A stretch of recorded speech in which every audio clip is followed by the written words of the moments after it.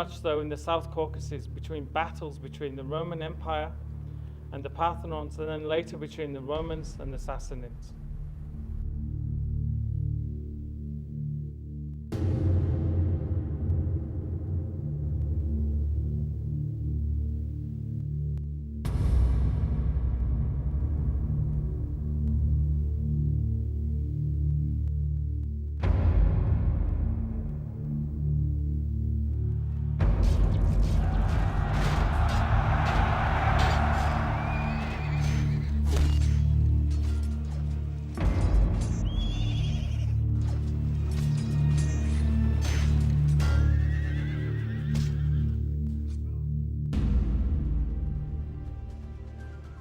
At the same time, the Roman Empire carried its influence to the east and strengthened its campaigns through the new religion.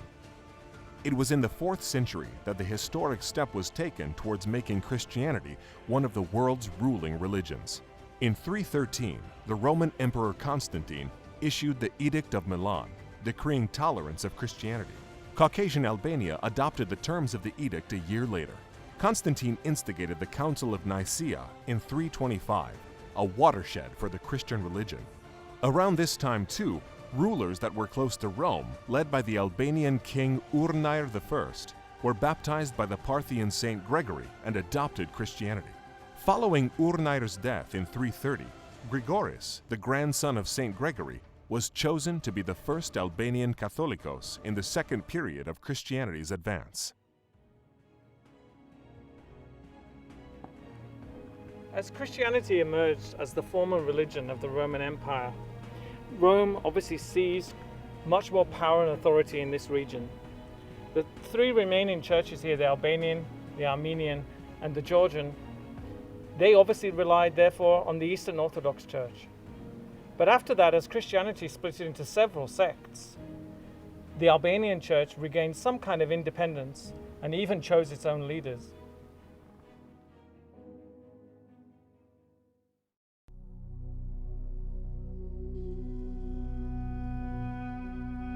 Thus, the leader of the Armenian Church was to be determined in Cappadocia, and the head of the Albanian Church was appointed in Jerusalem.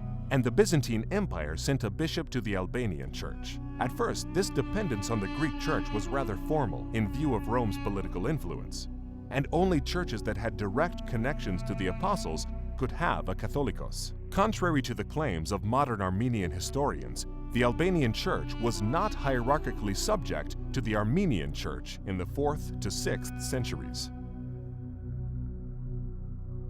As time went on, the Christian world splintered further.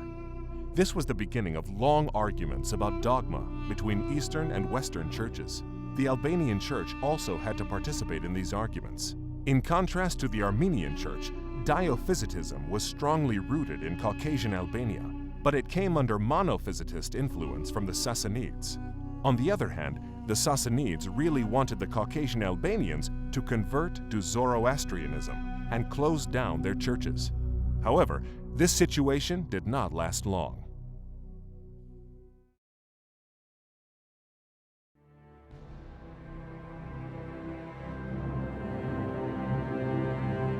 The Aguan Church Council of 488 was very important in establishing the independence of the Albanian Church.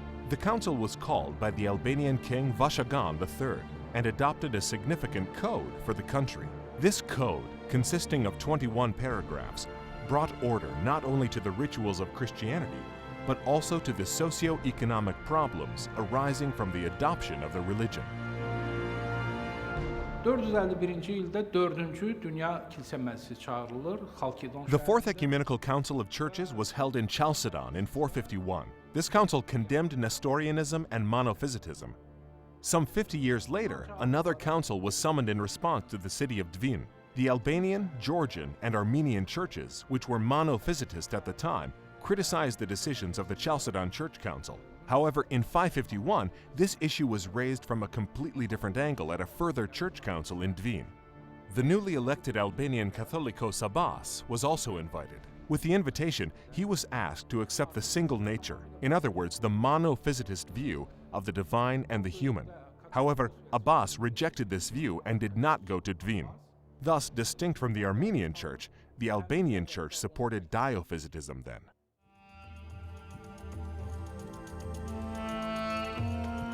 Once Christianity was established across all Albania, Christian temples and churches began to rise across the state.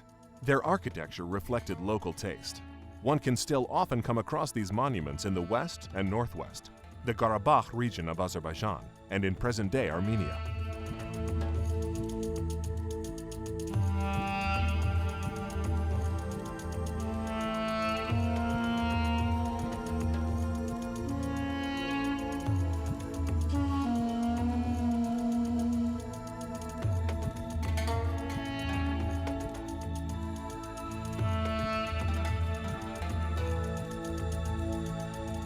Academics who have researched the architecture of Caucasian Albania, including Karabakh, say that these monuments are completely different from Armenian Christian buildings in numerous characteristics, as well as in layout.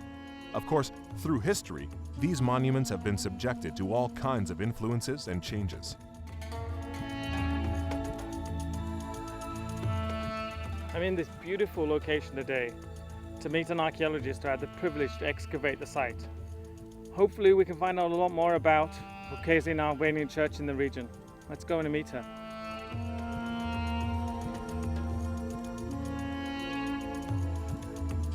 Researcher Tukazban Goyeshova often encounters alterations to Caucasian Albanian monuments. She visits and studies the layers of ancient history that remain underground in order to shed light on these falsified pages of history. I've been traveling around Azerbaijan, looking at the churches from the Albanian Caucasus, and one thing I'm trying to work out is, churches like this, are they different in each region? You know a lot about this because you excavated here. What can you tell me? The territory of Azerbaijan abounds with monuments that belong to the Christian period. One can find Caucasian Albanian religious monuments in different parts of Azerbaijan, including Gadabay, where we are now. They are very similar to those in Karabakh. I should note that the Albanian monuments in Gadabay, as well as those in Karabakh, have been falsified. You can see it on the tablets on the monuments. Albanian tablets were taken to what is present-day Armenia during the Soviet period. Gregorian crosses and inscriptions were added later. However, they don't match up to the Albanian monuments, which maintain their original appearance. The monument's architectural features prove that they were the religious temples of the Caucasian Albanians.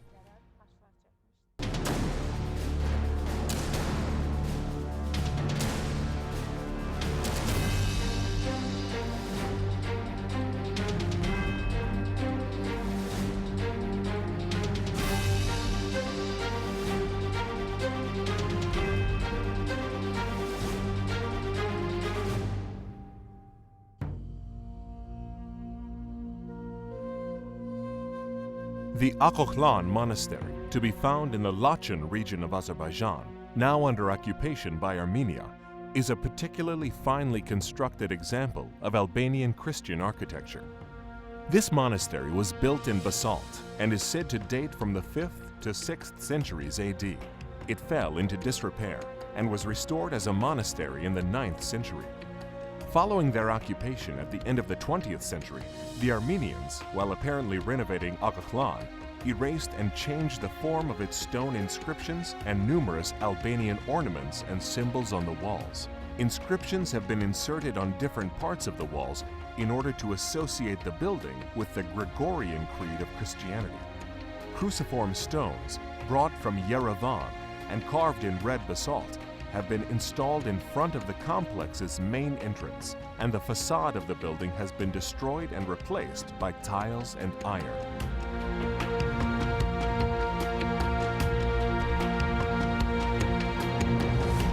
Another Albanian temple in Karabakh is the Amaras Monastery, which was built on a small temple that the Albanian ruler Vashagan III had built on Parthian Gregoris's grave in the 4th century. This church was thoroughly renovated in the 11th century and was then reconstructed as a monastery by the Albanian Haçan princes in the 13th century. In the Middle Ages, both Muslim and Christian Albanians would come here with a special wish. to have a child and would offer a sacrifice. It is a fact that this monastery was also reconstructed by the Armenians in 1858 and 1898, and alterations were made.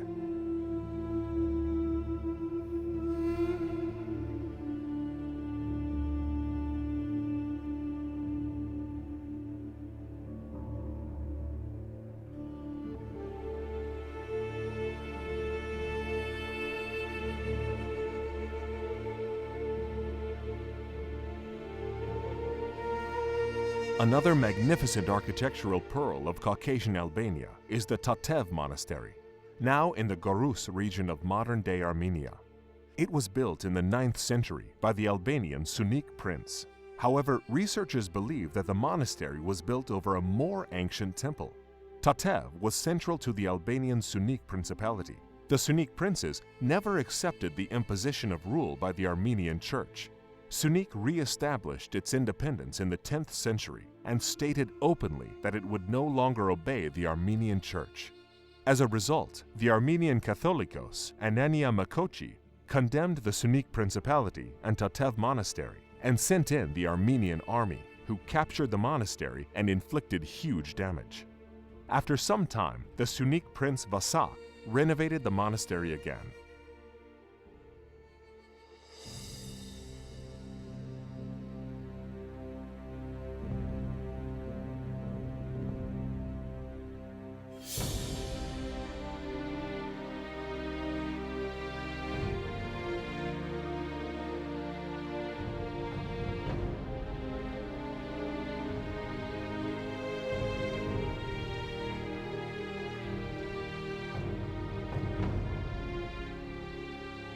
Another wonderful monument from Caucasian Albania's Sunnic province is the new church called Noravenk, now located in present-day Armenia. This church belonged to the Orbeli family of Albanian Sunnic princes. Thus, members of the Orbeli family were buried in the church.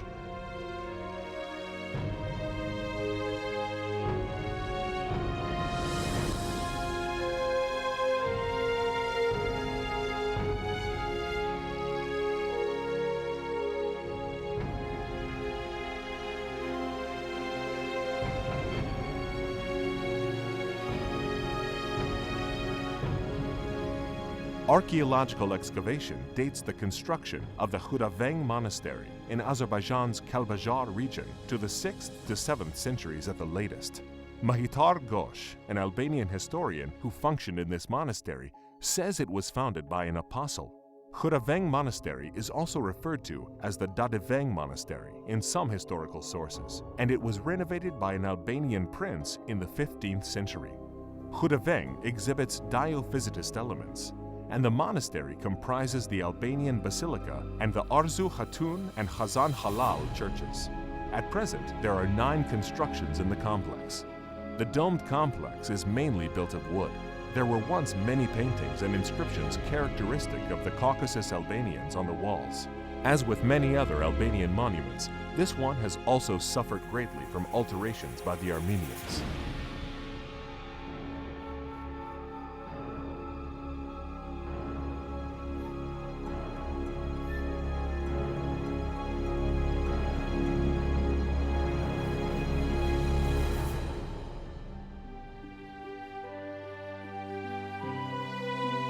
One of the most eminent monuments of Christian architecture from Caucasian Albania is the Gandasar Monastery, built on a mountain on the left bank of the Hachun River in Vangli village in the Akhdara region of Karabakh. This was the mother church of the Albanian Catholicos for a considerable period, from 1240 to 1838. The inscriptions on the walls tell of its history. This monument was built from 1216 to 1238 by the ruler of the great and mighty Arsakh state, king of the broad Albanian province, Hasan Halal Dovla, and his mother, Horisha Hatun. Etymological research suggests that the word Artsakh, mentioned in inscriptions, relates to the Sakhs, an ancient Turkic ethnic group that lived in Karabakh and surrounding areas in the 1st millennium BC and the early 1st millennium AD, and it means the place where the brave Sakhs lived. The temple's architectural layout and composition, its sculptures and elements of Diophysitism, indicate that it belonged to the centuries-long tradition of Caucasian Albanian architecture. However, recent research has shown that this temple too was subject to major changes by Armenians. From a book published in 1919 about the inscriptions in Gandasar by scientist Joseph Orbeli, who is of Albanian descent, it is quite clear that the original inscriptions on the stone panels in Gandasar temple were erased and written over. There were once many writings on the exterior walls of the monastery, but they were plastered over and historical inscriptions were destroyed during recent renovations. And finally, in 2011, the monastery was restored again by Armenian architects, and the last of the Albanian writings were completely altered.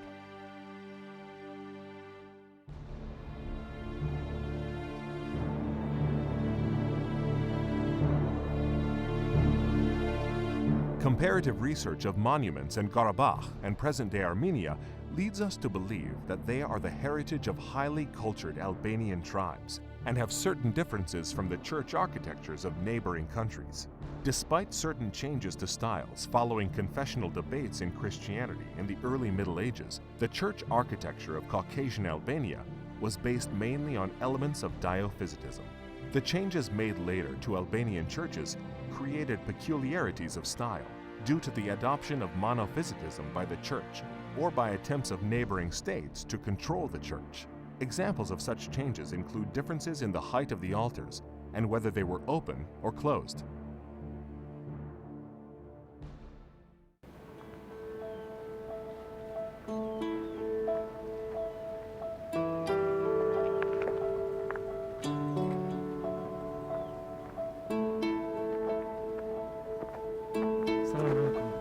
Welcome. I've been told that there's some Albanian churches around here, but I can't find them. Could you help me? Biz Qahrayonun Üssü kəndinin sakinləriyiz. Çoxlu abideler var bizim rayonda. There are many monuments here in our region. If you are looking for ancient Albanian monuments, you should go to Garabulaq. Go to Gom. After Gom, you should go to Leket.